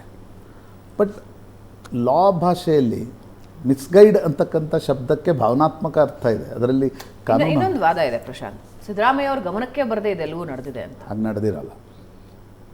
ನಡೆದಿರಲ್ಲ. ಸಿದ್ದರಾಮಯ್ಯನವರ ಗಮನಕ್ಕೆ ಬರದೆ ಯಾವುದೋ ಸೈಟ್ಗಳು ಬರ್ತವೆ ಅಂತಕ್ಕಂಥದ್ದನ್ನು ಯಾರೂ ನಂಬಲಿಕ್ಕೆ ಸಾಧ್ಯ ಇಲ್ಲ. ಈಗ ನಮ್ಮ ಹೆಸರಿಗೆ ಯಾವುದೋ ಒಂದು ಭೂಮಿ ಬರುತ್ತೆ ಅಂತ ಅನ್ಕೊಳ್ಳೋಣ. ಪತ್ನಿ ಹೆಸರಿಗೆ ಪತ್ನಿ ಮಾತನಾಡ್ಕೊಳ್ಳದೆ, ಇಷ್ಟು ಪೊಲಿಟಿಕ್ಸ್ನಲ್ಲೇ ಇರದೇ ಇರತಕ್ಕಂಥವ್ರು ಮಾತನಾಡ್ಕೊಳ್ಳದೆ ಸೈಟ್ ತೆಗೆದುಕೊಳ್ತಾರೆ ಅಂತ ಅನಿಸುತ್ತಾ ನಿಮಗೆ? ಮಗ ಶಾಸಕರಿದ್ದರು, ಇನ್ನೊಬ್ಬ ಮಗ ರಾಕೇಶ್ ಪೊಲಿಟಿಕಲಿ ಆ್ಯಕ್ಟಿವ್ ಇದ್ದರು. ಅಂದರೆ ಅದು ಥೇರಿನೇ, ಅದು ಓಕೆ, ಆ ಥೇರಿಯಲ್ಲಿ ಅರ್ಥ ಇಲ್ಲ. ನಂಬರ್ 1, ನೀವು ತೆಗೆದುಕೊಳ್ಳುವಾಗಲೇ ಯಾರೋ ಮಿಸ್ಗೈಡ್ ಮಾಡಿದರು. ಅದಕ್ಕೆ ನಾನು ಹೇಳಿದೆ, ಮಿಸ್ಗೈಡ್ಗೆ ಭಾವನಾತ್ಮಕ ಅರ್ಥ ಇದೆ, ಲೀಗಲ್ ಟರ್ಮ್ಸ್ನಲ್ಲಿ ಮಿಸ್ಗೈಡಿಗೆ ಅರ್ಥ ಇಲ್ಲ. ನನ್ನನ್ನು ಯಾರೋ ಮಿಸ್ಗೈಡ್ ಮಾಡಿದ್ರಿ ಅಂತ ಹೇಳೋಕ್ಕಾಗತ್ತಾ? ಕೋರ್ಟ್ ಎದುರುಗಡೆ ಹೋಗಿ. ನಂಬರ್ 1. ನಂಬರ್ 2, ಮೂಡಾ ಹಗರಣವನ್ನು ವಿರೋಧ ಪಕ್ಷಗಳು ಪ್ರಸ್ತಾಪಿಸಿದ್ರು. ನೀವು ಮುಖ್ಯಮಂತ್ರಿಯಾಗಿ ಏನು ಹೇಳಿದ್ರಿ ಸದನದಲ್ಲಿ ಹೋಗಿ? 60 ಅಂದರೆ ಒಂದು ಇದನ್ನು ಬಿಸ್ನೆಸ್ ಮ್ಯಾನ್ಗಳು ಹೇಳ್ತಾರೆ, 62 ಕೋಟಿ ರೂಪಾಯಿ ಅದರ ಲ್ಯಾಂಡ್ ವ್ಯಾಲ್ಯೂ ಇದೆ, ಅದು ನಾನು ಕೊಟ್ಬಿಡಿ, ನಾನು ಸೈಟ್ ನಿಮ್ಗೆ ಕೊಟ್ಬಿಡ್ತೀನಿ. There was the major mistake ಅನ್ಸುತ್ತೆ. That was the mistake. ಯಾಕಂದರೆ ಒಬ್ಬ ಮುಖ್ಯಮಂತ್ರಿಯಿಂದ ಅದು ಎಕ್ಸ್ಪೆಕ್ಟೆಡ್ ಇರಲ್ಲ. ಇವತ್ತೇನು ಅವ್ರ ಪತ್ನಿ ಇದು ತೃಣ ಸಮಾನ ಅಂತಕ್ಕಂಥದ್ದನ್ನು ಹೇಳಿದ್ದಾರೆ. ಅವತ್ತು 14 ಸೈಟ್ ಏನ್ರಿ ನಂಗೆ ತೃಣ ಸಮಾನ ಇಟ್ಕೊಳ್ಳಿ, ತನಿಖೆ ಮಾಡೋಣ ಅಂತಕ್ಕಂಥದ್ದು ನನಗೆ ಶಾಕಿಂಗ್ ಸ್ಟೇಟ್ಮೆಂಟ್ ಅನ್ಸಿದ್ದೆ. ಅದು ಸಿದ್ದರಾಮಯ್ಯ ಅವರಿಂದ. ಅಂದರೆ ಅವ್ರು ಹೆಂಗಿದ್ದಂದ್ರೆ, ಹಿಂಗಿರೋ ರಾಜಕಾರಣಿ 14 ಸೈಟ್ ಏನು ದೊಡ್ಡ ವಿಷಯ ಅನ್ನೋದು ಬರುತ್ತೆ ಅನ್ನೋ ನಿರೀಕ್ಷೆ ಇತ್ತು. But that statement was shocking. ಒಂದೊಂದ್ಸಲ ಆಗತ್ತೆ, ಮೋಹ ಇರುತ್ತಲ್ವಾ, ಅದು ಹೆಣ್ಣು ಹೊನ್ನು ಮಣ್ಣು ಸುಮ್ಮನೆ ಇತಿಹಾಸದಲ್ಲಿ ಬರೆದಿಲ್ಲ, ಅದರ ಮೋಹ ಇರುತ್ತಲ್ವ, ಆ ಭೂಮಿಯ ಮೇಲಿನ ಮೋಹ ಆ ರೀತಿ ಹೇಳಿಸ್ತು. ಓಕೆ, ನನಗೆ 62 ಕೋಟಿ ರೂಪಾಯಿ ಬೇಕು ಅಂತಕ್ಕಂಥದ್ದನ್ನು ಮುಖ್ಯಮಂತ್ರಿಗಳ ಆಪ್ತರೇ ಅನೇಕ ನನಗೆ ಸಿಕ್ಕವರು ಹೇಳಿದರು, ಈ ಸ್ಟೇಟ್ಮೆಂಟ್ ಬೇಕಿರಲಿಲ್ಲ, ಸಿದ್ದರಾಮಯ್ಯನವರ ಸ್ಟೇಟ್ಮೆಂಟ್ ಬೇಕಿರಲಿಲ್ಲ ಅಂತಕ್ಕ. ಸರಿ, 3ನೇ ಹಂತಕ್ಕೆ ಬರೋಣ. ನೀವು ಮೂಡಾ ಹಗರಣದ ತನಿಖೆಗೆ ಭೈರತಿ ಸುರೇಶರನ್ನು ಮೈಸೂರಿಗೆ ಕಳಿಸಿದ್ರಿ. ನಿಮ್ಮದೇ ಸಚಿವರು ಹೋದರು, ಅವ್ರು ಹೆಲಿಕಾಪ್ಟರ್ನಲ್ಲಿ ಹೋದರು ಅಂತ ಕುಮಾರಸ್ವಾಮಿ ಹೇಳ್ತಾರೆ. ನಂಗೆ ಗೊತ್ತಿಲ್ಲ ಅವ್ರು ಹೇಗೆ ಹೋದರು. ನೀವು ಮುಖ್ಯಮಂತ್ರಿಗಳ ವಿರುದ್ಧ ಒಂದು ಆರೋಪ ಬಂದಾಗ ಆಯಿತು, ಉಳಿದದ್ದನ್ನು ಜಸ್ಟಿಸ್ PN ದೇಸಾಯಿ ಅವ್ರಿಗೆ ಕೊಟ್ಟು ಟರ್ಮ್ಸ್ ಆಫ್ ರೆಫರೆನ್ಸ್ ಹಾಕಿ ಲೋಕಾಯುಕ್ತ ಅವತ್ತೇ ಈ ಪ್ರಕರಣದ ತನಿಖೆ ಕೊಟ್ಟಿದ್ರೆ ಇದು ಖಾಸಗಿ ದೂರುದಾರರು ರಾಜ್ಯಪಾಲರಿಗೆ ಹೋಗ್ತಕ್ಕಂಥ ಪ್ರಶ್ನೆ ಬರ್ತಾ ಇರಲಿಲ್ಲ. ಓಕೆ, ಪ್ರಶ್ನೆ ಬರ್ತಾ ಇರಲಿಲ್ಲ ಅಲ್ಲಿ. ನೀವು ಲೋಕಾಯುಕ್ತರಿಗೆ ನೀವು 3 ತಿಂಗಳಲ್ಲಿ ವರದಿ ಕೊಡಿ, ಲೋಕಾಯುಕ್ತರೇ FIR ಹಾಕೋಲ್ಲ, ವರದಿ ಕೊಡ್ತಾರೆ. ದೂದ್ ಪಾನಿ ಆಗ್ತಾ ಇತ್ತು, ನೀವು ಅದನ್ನೂ ಮಾಡಲಿಲ್ಲ. ನೀವೇನು ಮಾಡಿದ್ರಿ? ಜಸ್ಟಿಸ್ PN ದೇಸಾಯಿ ಕಮಿಟಿ ಮಾಡಿದ್ರಿ, 85ರಿಂದ ತನಿಖೆ ಅಂತ ಹೇಳಿದ್ರಿ. ಅದರಲ್ಲಿ ಮುಖ್ಯಮಂತ್ರಿಗಳ ಪತ್ನಿ ತೆಗೆದುಕೊಂಡಿರ್ತಕ್ಕಂಥ ಸೈಟ್ಗಳ ಉಲ್ಲೇಖನೂ ಇಲ್ಲ. 4ನೇ ತಪ್ಪು ಹೈಕೋರ್ಟ್ಗೆ ಹೋಗಿದ್ದು. ನೀವು ಸ್ಯಾಂಕ್ಷನ್ ಆಫ್ ಇನ್ವೆಸ್ಟಿಗೇಷನ್ ಅನ್ನು ಪ್ರಶ್ನಿಸಿ ಹೈಕೋರ್ಟ್ಗೆ ಹೋದ್ರಿ. ಅದರ ಬದಲಿ ಲೋಕಾಯುಕ್ತ, ನೀವು ಜನಪ್ರತಿನಿಧಿಗಳ ನ್ಯಾಯಾಲಯದಲ್ಲೇ ಲೋಕಾಯುಕ್ತ ತನಿಖೆ ಆಗಿದ್ದರೆ ನಿಮ್ಗೆ ಯಾವುದೇ ರೀತಿಯಾಗಿರ್ತಕ್ಕಂಥ ಹೈಕೋರ್ಟ್ನ ಜಡ್ಜ್ಮೆಂಟ್ನ ನಂತರ ಜಡ್ಜ್ಮೆಂಟ್ನಲ್ಲಿ ಬಂದಿರತಕ್ಕಂಥ ಅಂಶಗಳೇ ಇವತ್ತು ಸಂಕಷ್ಟವನ್ನು ತಂದಿಟ್ಟಿದೆ. ಈಗ 5ನೇ ತಪ್ಪು, ಇದು ತಪ್ಪ ಸರಿನಾ ಅಂತಕ್ಕಂಥದ್ದು ಮುಂದೆ ವ್ಯಾಖ್ಯಾನ ಆಗಬೇಕು. ರೈಟ್ ಕಾನೂನಿನ ವ್ಯಾಖ್ಯಾನ ಆಗಬೇಕಲ್ಲ. ಸೈಟ್ಗಳನ್ನು ಕೊಟ್ಟಿದ್ದು ಅಡ್ಮಿಷನ್ ಆಫ್ ಗಿಲ್ಟಾ ಅಥವಾ ಸೈಟ್ಗಳನ್ನು ಕೊಟ್ಟಿದ್ದು ಬಂಧನದಿಂದ ತಪ್ಪಿಸ್ಕೊಳ್ಳಿಕ್ಕೊಂದು ದಾರಿನ ಅಂತಕ್ಕಂಥ. ರೈಟ್, ನೋಡೋಣ ಏನಾಗುತ್ತೆ ಅಂತ. ಈಗ ಮುಂದೇನು ಅನ್ನೋದು ಸದ್ಯಕ್ಕಿರುವಂತಹ ಪ್ರಶ್ನೆ. ನಿನ್ನೆ ರಾತ್ರಿ ಪತ್ರ ಬಂದಾಗ ದೊಡ್ಡ ಟ್ವೀಟ್ ವಾರ್ ನಡೀತು. ಸಿದ್ದರಾಮಯ್ಯ ಅವರು ಟ್ವೀಟ್ ಮಾಡಿದ್ರು, ಅದಕ್ಕೆ ಮುಂಚೆ ಅವರ ಪತ್ನಿಯ ಲೆಟರ್ ಹೊರಗೆ ಬಂತು, ಒಂದು ಬಹಿರಂಗ ಪತ್ರ, ಅದ್ರ ಜೊತೆಗೆ ಮೂಡಾಗ್ ಬರೆದಿರೋ ಪತ್ರ ಒಂದು. ಅದಾದ್ಮೇಲೆ ಟ್ವೀಟ್ ವಾರ್ ಶುರು ಆಯಿತು. ಸಿದ್ದರಾಮಯ್ಯ ಅವರು ಒಂದು ಟ್ವೀಟ್ ಮಾಡಿದ್ರು, ರಾಜಕೀಯ ದ್ವೇಷ ಅಂತ. ಅದಕ್ಕೆ ವಿಜೇಂದ್ರ ಟ್ವೀಟ್ ಮಾಡಿದ್ರು, ಅದಾದ್ಮೇಲೆ ಯತ್ನಾಳ್ ಟ್ವೀಟ್ ಮಾಡಿದ್ರು. ಸಿದ್ದರಾಮಯ್ಯ ಅವರ ಟ್ವೀಟ್ ನೋಡ್ತಾ ಇದ್ದೀರಾ ನೀವು. ಆದರೆ ವಾಟ್ ನೆಕ್ಸ್ಟ್ ಅನ್ನೋದು ಸದ್ಯಕ್ಕಿರೋ ಪ್ರಶ್ನೆ. ಪ್ರಶಾಂತ್, ನಮ್ಮ ಪ್ರತಿನಿಧಿ ಸುರೇಶ್ ಲೈವ್ನಲ್ಲಿ ಜಾಯ್ನ್ ಆಗ್ತಾ ಇದ್ದಾರೆ. ಸ್ವಲ್ಪ ಹೊತ್ತಿನಲ್ಲಿ ಮಾರುತೇಶ್ ಕೂಡ ಜಾಯ್ನ್ ಆಗ್ತಾರೆ. ಸದ್ಯಕ್ಕೆ ಸುರೇಶ್ ಲೈವ್ನಲ್ಲಿದ್ದಾರೆ. ಸುರೇಶ್, ಏನು ಪ್ರತಿಕ್ರಿಯೆಗಳು ಬರ್ತಾ ಇವೆ ರಾಜಕೀಯ ವಲಯದಲ್ಲಿ? JDSನಲ್ಲಿ, ಕಾಂಗ್ರೆಸ್ನಲ್ಲಿ ನಿನ್ನೆ ರಾತ್ರಿ ಪಾರ್ವತಿ ಅವರು ಹಿಂತಿರುಗಿಸಿರ್ತಕ್ಕಂಥ ಒಂದು 14 ಸೈಟ್ಗಳ ನಂತರ ಇದರ ಪೊಲಿಟಿಕಲ್ ಇಂಪ್ಯಾಕ್ಟ್ ಏನು?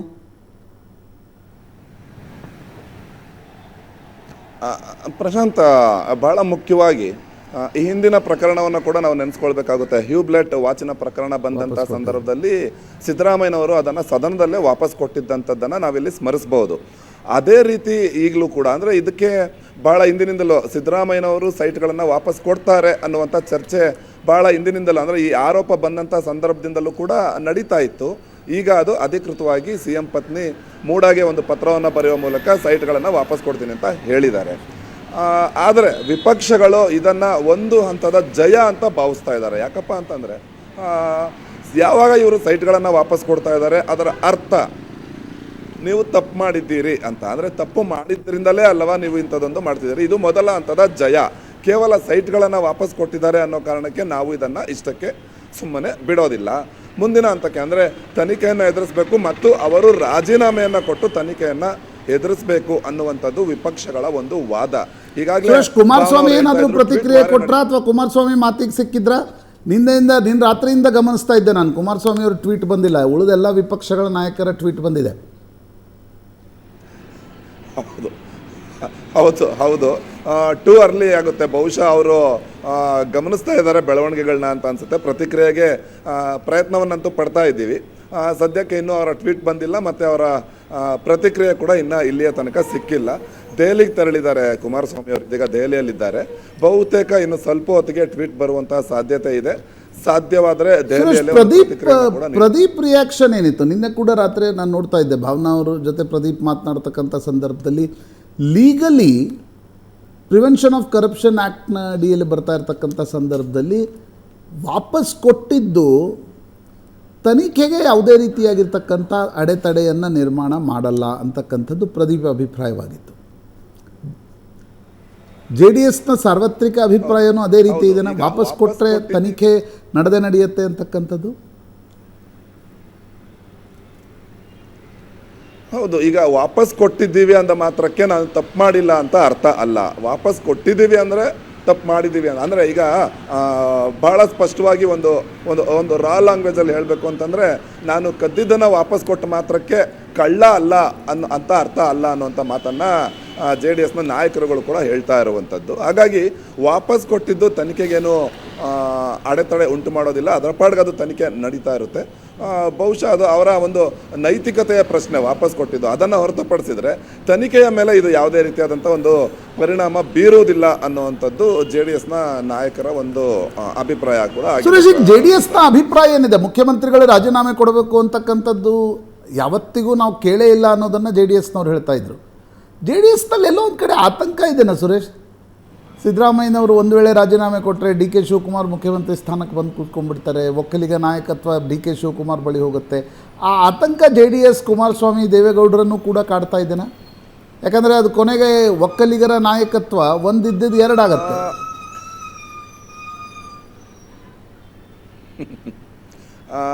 ಈಗ ಜೆ ಡಿ ಎಸ್ನ ಪರಿಸ್ಥಿತಿ ಹೇಗಿದೆ ಅಂತಂದರೆ, ಸಿದ್ದರಾಮಯ್ಯನವರು ತಪ್ಪಿತಸ್ಥರು, ಅವ್ರು ರಾಜೀನಾಮೆ ಕೊಡಬೇಕು, ಹೌದು. ಆದರೆ ಡಿ ಕೆ ಶಿವಕುಮಾರ್ ಮುಖ್ಯಮಂತ್ರಿ ಆಗಬಾರ್ದು, ಒಂದು ರೀತಿ ಹಾವು ಸಾಯಬಾರ್ದು, ಕೋಲಿ ಮುರಿಬಾರ್ದು ಅನ್ನುವಂಥ ಪರಿಸ್ಥಿತಿ ಜೆ ಡಿ ಎಸ್ನ ನಾಯಕರದ್ದು ಸದ್ಯದ ಮಟ್ಟಿಗೆ ಹೇಳುವುದಾದರೆ.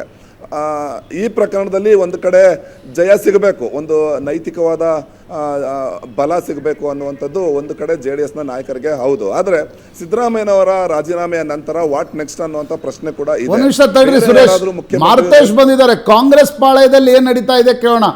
ಮಾರ್ತೇಶ್, ನಿನ್ನೆ ರಾತ್ರಿ ಪಾರ್ವತಮ್ಮನವರು ಸೈಟ್ಗಳನ್ನು ವಾಪಸ್ ಕೊಟ್ಟ ನಂತರ ಮುಖ್ಯಮಂತ್ರಿಗಳ ಆಪ್ತವಲಯ ಏನು ಹೇಳುತ್ತೆ, ಕಾಂಗ್ರೆಸ್ನಲ್ಲೇ ಇರ್ತಕ್ಕಂಥ ಮುಖ್ಯಮಂತ್ರಿಗಳ ಹಿತಶತ್ರುಗಳ ವಲಯ ಏನು ಹೇಳುತ್ತೆ, ಕಾಂಗ್ರೆಸ್ನಲ್ಲಿರ್ತಕ್ಕಂಥ ಒಂದು ರೀತಿಯ ಕಾನೂನು ಪಂಡಿತರು ತುಂಬ ಜನ ಇದ್ದಾರೆ.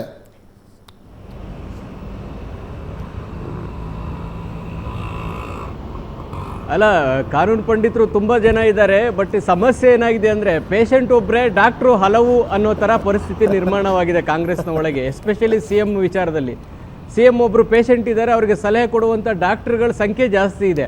ಹಾಗಾಗಿ ಈ ಪ್ರಕರಣ ನಿಭಾಯಿಸಿದಂತಹ ರೀತಿ ಮತ್ತು ಇಲ್ಲಿಯ ತನಕ ಬರೋದಕ್ಕೆ ಹಲವು ಡಾಕ್ಟರ್ಗಳ ಸಲಹೆಯೇ ಕಾರಣ ಅನ್ನುವಂಥದ್ದಿದೆ. ಜೊತೆಗೆ ಪೇಷಂಟ್ ಕೂಡ ಯಾವ ಡಾಕ್ಟರ್ ಸಲಹೆನ ತೆಗೆದುಕೊಳ್ಬೇಕು, ಯಾವ ಡಾಕ್ಟರ್ ಸಲಹೆಯಲ್ಲಿ ಮುಂದುವರಿಬೇಕು ಅನ್ನುವಂಥ ಗೊಂದಲದಲ್ಲಿ ಬಹುಶಃ ಈ ಪ್ರಕರಣ ಇಲ್ಲಿ ತನಕ ಬಂದು ನಿಂತಿದೆ. ಪ್ರಶಾಂತ್ ಸರ್, ಈ ಇಡೀ ಪ್ರಕರಣದಲ್ಲಿ ಹೈಕಮಾಂಡ್ ಕೂಡ ಮೊದಲೇ ಮುಖ್ಯಮಂತ್ರಿಗಳಿಗೆ ಎಚ್ಚರಿಸಿತ್ತು, ಈ ಪ್ರಕರಣ ಭಾಳ ಸೀರಿಯಸ್ ಆಗುತ್ತೆ, ನಾಳೆ CBI ED ಕೂಡ ಈ ಪ್ರಕರಣದಲ್ಲಿ ಎಂಟ್ರಿ ಆಗಬಹುದಾದಂಥ ಅವಕಾಶಗಳಿದ್ದಾವೆ, ಸೈಟನ್ನು ವಾಪಸ್ ನೀಡಿ ತಮ್ಮ ಪತ್ನಿಯ ಹೆಸರಿನಲ್ಲಿ ಪತ್ನಿಯೇ ಹೈಕೋರ್ಟ್ಗೆ ಒಂದು ಅರ್ಜಿ ಸಲ್ಲಿಸಿ ಕಾನೂನಾತ್ಮಕವಾಗಿ ಪಡೆದುಕೊಳ್ಳುವಂಥ ಹೋರಾಟವನ್ನು ಮಾಡಿ ಅನ್ನುವಂಥ ಸಲಹೆಯನ್ನು ಹೈಕಮಾಂಡ್ ಕೊಟ್ಟಿತ್ತು. ಆದರೆ ಅದನ್ನು ಮುಖ್ಯಮಂತ್ರಿಗಳು ತಲೆಗೆ ಹಾಕ್ಕೊಳ್ಳಿಲ್ಲ. ನಂದು ಇದರಲ್ಲಿ ಯಾವುದೇ ಪಾತ್ರ ಇಲ್ಲ, ನಾನು ಇದನ್ನು ಎದುರಿಸ್ತೀನಿ ರಾಜಕೀಯವಾಗಿ ಅನ್ನುವಂಥ ತೀರ್ಮಾನ ಮಾಡಿಕೊಂಡು ಬಂದರು. ರಾಜಕೀಯವಾಗಿ ಎದುರಿಸ್ಬೋದು ಪ್ರಶಾಂತ್ ಸರ್, ಆದರೆ ಕಾನೂನಾತ್ಮಕವಾದಂಥ ಹೋರಾಟವನ್ನು ನೋಡಿದಾಗ ಅಲ್ಲಿ BJPಯವರ ಆರೋಪನೋ JDS ಆರೋಪನೋ ನೋಡೋದಿಲ್ಲ. ನ್ಯಾಯಾಧೀಶರ ಮುಂದೆ ಈ ಪ್ರಕರಣದಲ್ಲಿ ಸತ್ಯಾಸತ್ಯತೆ ಏನು, ಸಾಕ್ಷಿಗಳು ಏನು ಹೇಳ್ತವೆ, ದಾಖಲೆಗಳೇನು ಹೇಳ್ತವೆ, ಇದನ್ನು ಮಾತ್ರ ಕನ್ಸಿಡರ್ ಮಾಡ್ತಾರೆ. ದಾಖಲೆಗಳನ್ನು ನೋಡಿದಾಗ ಈಗಾಗಲೇ ಚಾರ್ಜ್ ಶೀಟ್ ರೀತಿ ಮರುತೇಶ್, ಈಗ ನಿನ್ನೆ ರಾತ್ರಿ ಬರೆದಿರ್ತಕ್ಕಂಥ ಪಾರ್ವತಮ್ಮನವರ ಪತ್ರದ ನಂತರ ಮುಖ್ಯಮಂತ್ರಿಗಳ ಆಪ್ತರು ಏನು ಹೇಳ್ತಾರೆ ಅಂದರೆ, ಯಾಕೆ ಇದನ್ನು ಮಾಡಲಾಯಿತು ಅಂದರೆ, ಒಂದು ಮೇಲ್ನೋಟಕ್ಕೆ ಅನಿಸೋದು ಬಂಧನದಿಂದ ತಪ್ಪಿಸ್ಕೊಳ್ಳಿಕ್ಕೆ. ಬಂಧನ ಈಸ್ ನಥಿಂಗ್ ಬಟ್ ರಾಜೀನಾಮೆ, ಅದು ರೆಸಿಗ್ನೇಷನ್ಗೆ ಅದರ ಕಾನ್ಸಿಕ್ವೆನ್ಸ್ ಏನು, ಫಾಲೋಔಟ್ ಏನು ಅಂದರೆ ರಾಜೀನಾಮೆ. ಅಂದರೆ ಹೇಗಾದರೂ ಮಾಡಿ ಅಧಿಕಾರದಿಂದ ಉಳಿಬೇಕು ಅನ್ನುವ ಕಾರಣಕ್ಕೋಸ್ಕರ ಇದು ನೀಡಿರ್ತಕ್ಕಂಥ ಸಲಹೆನ.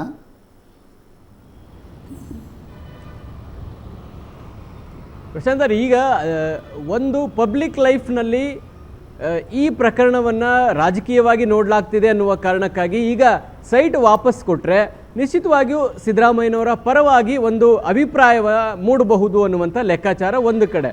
ಇನ್ನೊಂದು ಕಡೆ ಸಲಹೆ ಏನು, ನಾಳೆ ED ಈಗ ECIR ಅನ್ನು ದಾಖಲು ಮಾಡಿ, ನಥಿಂಗ್ ಬಟ್ FIR ಇದನ್ನು ದಾಖಲು ಮಾಡೋದ್ರಿಂದ ಬಂಧನಕ್ಕೆ ಒಳಪಡಿಸುವಂಥ ಸಾಧ್ಯತೆಗಳಿದ್ದಾವೆ, ಮುಖ್ಯಮಂತ್ರಿಗಳ ಮನೆ ಮೇಲೆ ರೇಡ್ ಆಗುತ್ತೆ ಅನ್ನುವಂಥ ಲೆಕ್ಕಾಚಾರಗಳಿದ್ದಾವೆ.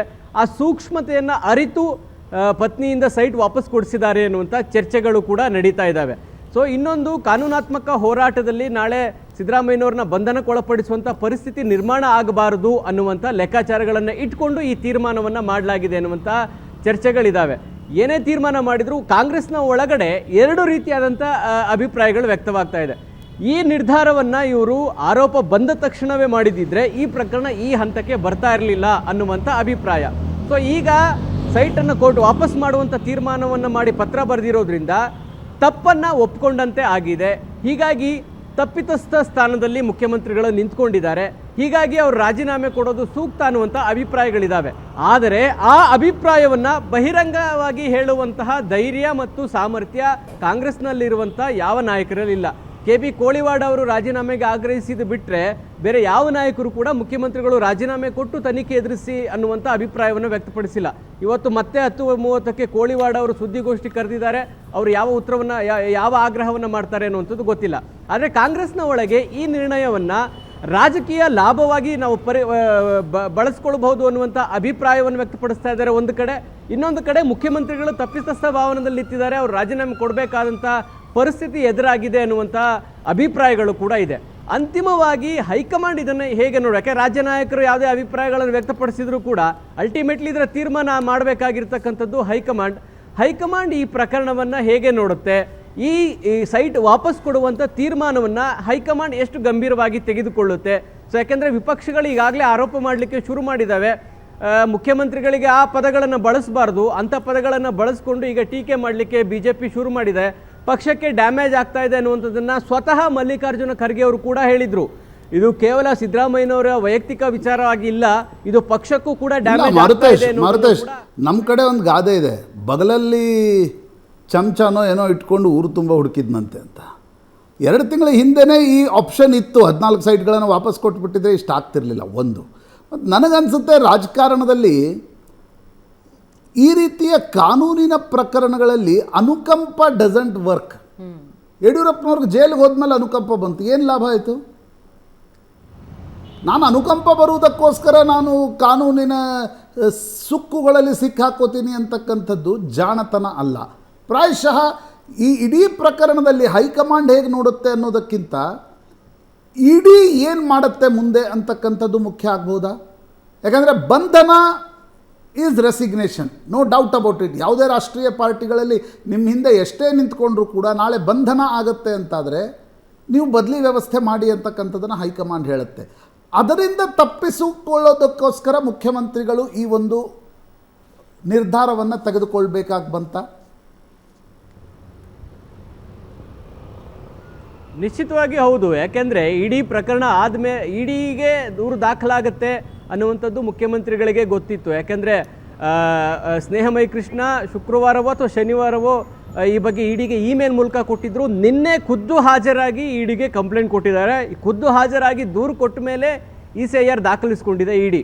ಸೊ ಈಗ ಇಡಿ ಯಾವ ತೀರ್ಮಾನವನ್ನು ಕೂಡ ತೆಗೆದುಕೊಳ್ಳೋದಕ್ಕೆ ಸರ್ವ ಸ್ವತಂತ್ರವಾಗಿರುತ್ತೆ. ಸ್ವತಂತ್ರ ತನಿಖಾ ಸಂಸ್ಥೆ ಅವರು ನಾಳೆ ಮುಖ್ಯಮಂತ್ರಿಗಳನ್ನ ಬಂಧನಕ್ಕೂ ಒಳಪಡಿಸಿ ಕೇವಲ 1 ದಿನ ಬಂಧನ ಆದರೂ ಸರಿ ಮಾಡಬೇಕು ಅನ್ನುವಂಥ ತೀರ್ಮಾನ ಏನಾದರೂ ಇಡಿ ಮಾಡಿದರೆ ಅವರಿಗೆಲ್ಲ ಅವಕಾಶಗಳು ಇದ್ದಾವೆ. ಸೊ ಆ ಕಾರಣಕ್ಕೆ ಒಂದು ವೇಳೆ ಬಂಧನ ಆದರೆ ಮುಖ್ಯಮಂತ್ರಿಗಳು ರಾಜೀನಾಮೆ ಕೊಡೋದೇ ಬೇರೆ ಅನಿವಾರ್ಯ ಇಲ್ಲ. ಹೈಕಮಾಂಡ್ ಕೂಡ ಆಗ ರಾಜೀನಾಮೆಯನ್ನು ಪಡಿಲೇಬೇಕಾಗುತ್ತೆ. ಸೊ ಅದರಿಂದ ಎಸ್ಕೇಪ್ ಆಗುವಂತಹ ಕಾರಣಕ್ಕಾಗಿ ಈಗ ಸೈಟ್ ವಾಪಸ್ ಕೊಟ್ಟಿದ್ದಾರೆ ಅನ್ನೋದು ಚರ್ಚೆ. ಆದರೆ ಇಡಿ ಇದನ್ನು ಯಾವ ರೀತಿ ನೋಡ್ತಾರೆ, ಈಗ ತನಿಖಾ ಸಂಸ್ಥೆ ಇದನ್ನು ಹೇಗೆ ನೋಡುತ್ತೆ? ಸೈಟ್ ವಾಪಸ್ ಕೊಟ್ಟ ಮಾತ್ರಕ್ಕೆ ಅವ್ರನ್ನ ವಿಚಾರಣೆ ಕರೀಬಾರ್ದು, ನೋಟಿಸ್ ಕೊಡಬಾರ್ದು ಅಂತ ಏನಾದರೂ ಕಾನೂನಲ್ಲಿ ಅವಕಾಶಗಳಿದ್ದಾವ? ಸೊ ಇಡಿಯ ಮೂವ್ಮೆಂಟ್ ಮೇಲೆ ಸಿದ್ದರಾಮಯ್ಯನವರ ಭವಿಷ್ಯ ನಿಂತಿದೆ. ಯಾಕಂದರೆ ಲೋಕಾಯುಕ್ತದಲ್ಲಿ FIR ದಾಖಲಿಸ್ಕೊಳ್ಳೋದಕ್ಕೂ ಕೂಡ ವಿಳಂಬ ಆಯಿತು ಅನ್ನುವಂಥ ಟೀಕೆಗಳಿದ್ದಾವೆ. ತನಿಖೆ ಸರಿಯಾಗಲ್ಲ ಅನ್ನುವಂಥ, ಯಾಕೆಂದರೆ ಇನ್ಫ್ಲೂಯೆನ್ಸ್ ಮಾಡ್ತಾರೆ ಅನ್ನುವಂಥ ಅಭಿಪ್ರಾಯ ಇದೆ. ಆದರೆ ಇಡಿ ಮೇಲೆ ಆ ರೀತಿ ಮಾಡಲಿಕ್ಕೆ ಸಾಧ್ಯ ಇಲ್ಲ. ಈಗ ಇಡಿ ಯಾವ ಸ್ಟೆಪ್ ಅನ್ನು ತೆಗೆದುಕೊಳ್ಳುತ್ತೆ ಅನ್ನೋದರ ಮೇಲೆ ಸಿದ್ದರಾಮಯ್ಯನವರ ರಾಜಕೀಯ ಭವಿಷ್ಯ ನಿಂತಿದೆ. ಪ್ರಶಾಂತ್ ಸರ್. ರೈಟ್, ಧನ್ಯವಾದ ಮಾರುತೇಶ್, ಧನ್ಯವಾದ ಸುರೇಶ್ ನಿಮ್ಮಿಬ್ಬರ ಮಾಹಿತಿಗೆ. ಮೂಡಾ ವಿವಾದದ ನಡುವೆ ಮತ್ತೊಂದು ಅಹಿಂದ ಅಸ್ತ್ರ. ವಿಜಯದಶಮಿಗೂ ಮೊದಲೇ ಜಾತಿಗಣತಿ ವರದಿ ಜಾರಿಯಾಗತ್ತಾ? ಮುಂದಿನ ಸಂಪುಟದಲ್ಲಿ ವರದಿ ಜಾರಿ ಬಗ್ಗೆ ತೀರ್ಮಾನ ಕೈಗೊಳ್ತಾರಾ? ಜಾತಿಗಣತಿ ವರದಿಗೆ ಮುಕ್ತಿ ನೀಡೋದಕ್ಕೆ ಸಿಎಂ ಸಿದ್ದರಾಮಯ್ಯ ಸಿದ್ಧತೆ ನಡೆಸಿದ್ದಾರೆ. ಅಹಿಂದ ಚಾಂಪಿಯನ್ ಆಗೋದಕ್ಕೆ ದಿಟ್ಟ ಹೆಜ್ಜೆ ಇಡ್ತಾರಾ ಸಿಎಂ? 6 ಕೋಟಿ ಜನರಲ್ಲಿ SC ಸಮುದಾಯದವರು 1.08 ಕೋಟಿ. ಅದಾದ ಮೇಲೆ ಬರೋದು ಮುಸ್ಲಿಮರು, ಲಿಂಗಾಯತರು, ಒಕ್ಕಲಿಗರು. ಜಾತಿ ಸಮೀಕರಣದ ಸೂತ್ರ ಬೇರೆಯದೇ ದಿಕ್ಕಿಗೆ ತಿರುಗಿಸುವ ತಂತ್ರನ ಇದು. 2015ರಲ್ಲಿ H ಕಾಂತರಾಜು ಅಧ್ಯಕ್ಷತೆಯಲ್ಲಿ ಜಾತಿಗಣತಿಯಾಗಿರುತ್ತೆ. ರಾಜ್ಯ ಹಿಂದುಳಿದ ವರ್ಗಗಳ ಆಯೋಗ ಜಾತಿಗಣತಿ ನಡೆಸಿರುತ್ತೆ. ವರದಿಯ ಮೂಲ ದಾಖಲೆ ಕಾಣೆಯಾದ್ರ ಬಗ್ಗೆ ವಿವಾದ ಆಗಿತ್ತು. ಆಯೋಗದ ಸದಸ್ಯರು ಕಾರ್ಯದರ್ಶಿ ಸಹಿ ಹಾಕಿಲ್ಲ ಅಂತ ಚರ್ಚೆಯಾಗಿತ್ತು. ಕೆ ಜಯಪ್ರಕಾಶ್ ಹೆಗಡೆ ಅಧ್ಯಕ್ಷತೆಯಲ್ಲಿ ಪರಿಷ್ಕೃತ ವರದಿ ಸಿದ್ಧವಾಗಿತ್ತು. ಲೋಕಸಭೆ ಚುನಾವಣೆ ನೀತಿ ಸಂಹಿತೆ ಜಾರಿಗೆ ಮುನ್ನವೇ ವರದಿ ಸಲ್ಲಿಕೆಯಾಗಿತ್ತು. ವರದಿಗೆ ಪ್ರಬಲ ಸಮುದಾಯದ ಶಾಸಕರು, ಸಚಿವರೇ ಅಸಮಾಧಾನ ವ್ಯಕ್ತಪಡಿಸಿದ್ರು. ಈ ವಿಚಾರವಾಗಿ ಸಿದ್ದರಾಮಯ್ಯ ಅವರು ಮಾತಾಡಿದ್ದಾರೆ. ಏನು ಹೇಳಿದ್ದಾರೆ ಕೇಳಿಸ್ಕೊಳ್ಳಿ. ಅವಕಾಶಗಳಿಂದ ವಂಚಿತರಾಗಿರ್ತಕ್ಕಂಥ ಜನ ಅವರನ್ನು ಗುರುತಿಸಿ ಅವ್ರಿಗೆ ಪ್ರಿಫರೆನ್ಷಿಯಲ್ ಟ್ರೀಟ್ಮೆಂಟ್ ಕೊಡಬೇಕು ಅಂತಲೇ ನಾನು ಜಾತಿ ಗಣತಿಯನ್ನ ಮಾಡೋದು. ಲಿಂಗಾಪುರ ಕೂಡ ಮೆಂಬರ್ ಆಗಿರೋದು, ಆದರೆ ಇನ್ನೂ ಜಾರಿಯಾಗಿಲ್ಲ. ನಾನು ಹೋದೆ, ಆಮೇಲೆ ಜಾರಿಯಾಗಲಿಲ್ಲ. ಈಗ ವರದಿ ಕೊಟ್ಟಿದ್ದಾರೆ. ಈಗ ಇತ್ತೀಚೆಗೆ ನಾನು ಮುಂದಿನ ದಿನಗಳಲ್ಲಿ ಆ ವರದಿನ ಕ್ಯಾಬಿನೆಟ್ನಲ್ಲಿ ಇಟ್ಟು ಅದನ್ನು ಜಾರಿ ಯಾಕೆ ಮಾಡ್ತಾ ಇದ್ದೀವಿ ಅಂತಂದ್ರೆ, ಇದು ಈಗ ನಮ್ಮ ಪಕ್ಷದ ಸಿದ್ಧಾಂತ ಆಗುತ್ತೆ. ಹಿಂದುಳಿದವರು ಪ್ರಶಾಂತ್ ಯಾಕೆ ಈಗ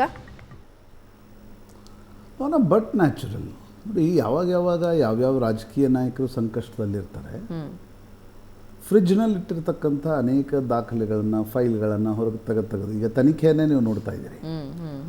ವಿಪಕ್ಷಗಳ ನಾಯಕರ ವಿರುದ್ಧ ಇಷ್ಟೊಂದು ತನಿಖೆಗಳು ಕಳೆದ 1 ತಿಂಗಳಲ್ಲಿ ಯಾಕೆ ಬಂತು?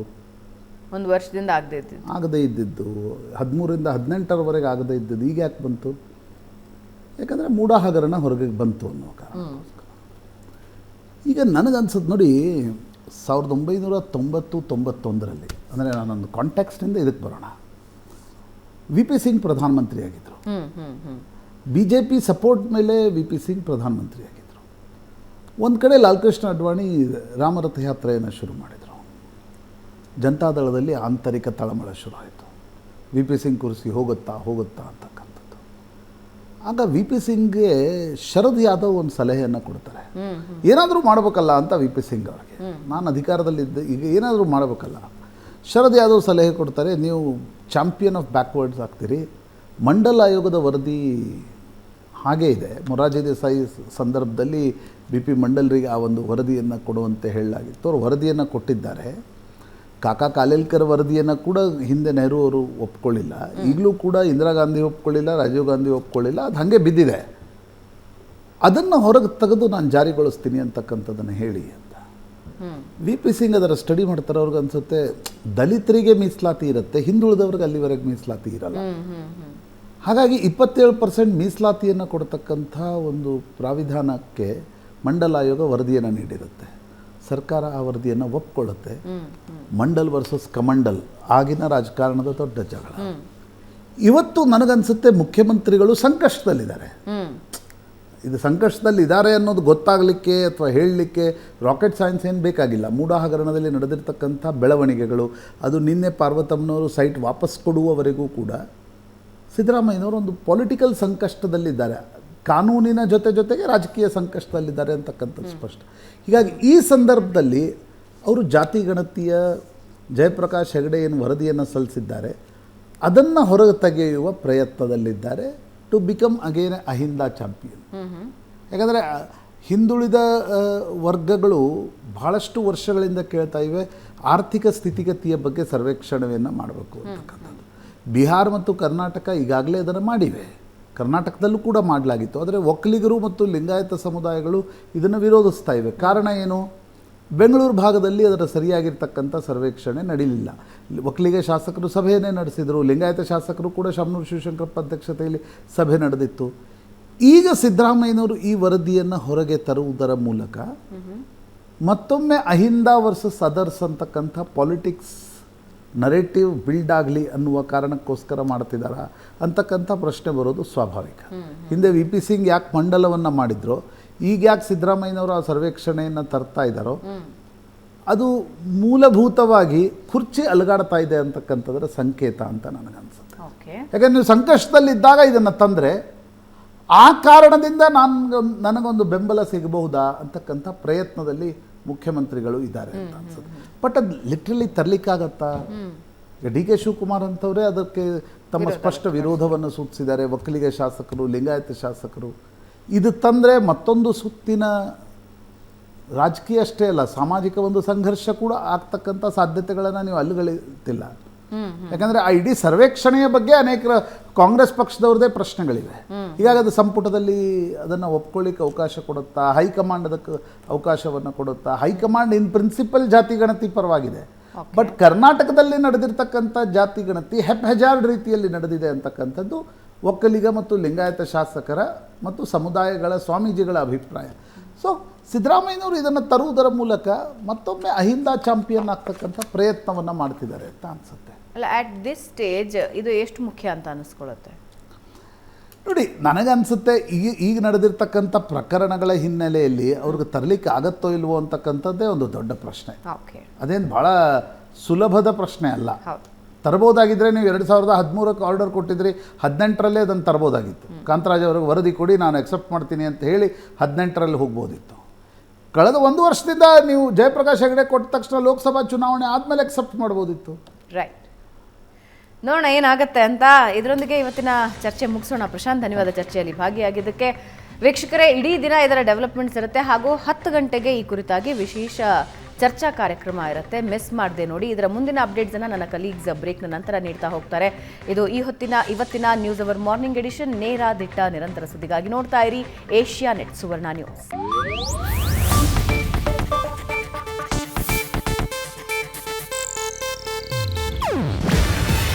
ಇದು ಏಷ್ಯಾನೆಟ್ ನ್ಯೂಸ್ ನೆಟ್ವರ್ಕ್ ಪ್ರಸ್ತುತಿ. ನೀವು ನೋಡ್ತಿದ್ದೀರಾ ಏಷ್ಯಾನೆಟ್ ಸುವರ್ಣ ನ್ಯೂಸ್.